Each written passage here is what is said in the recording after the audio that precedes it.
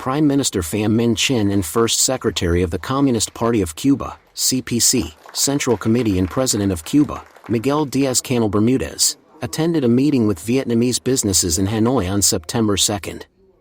The top Cuban leader said, Cuba is committed to creating favorable conditions and offering greater incentives, while also being ready to listen to and address difficulties and obstacles, to enable Vietnamese enterprises to do business in the country. Highly valuing the capacity of Vietnamese enterprises, he noted that in his meetings and talks with leaders of the Vietnamese party and state, the two sides reached many important agreements, with particular emphasis on strengthening the presence of more Vietnamese firms in Cuba. He showed his wish for Vietnam to further promote and expand cooperation and investment with Cuba, particularly in agriculture, livestock, aquaculture, biotechnology, pharmaceuticals, and others.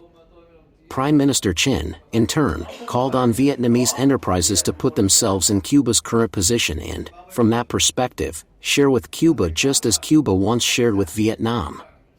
Recalling the words of leader Fidel Castro, for Vietnam, Cuba is willing to shed its own blood, the government leader hoped that Vietnamese firms will embrace the spirit of For Cuba, be ready to devote time, effort, and intellect, thereby reflecting the steadfast and loyal tradition of the Vietnamese nation.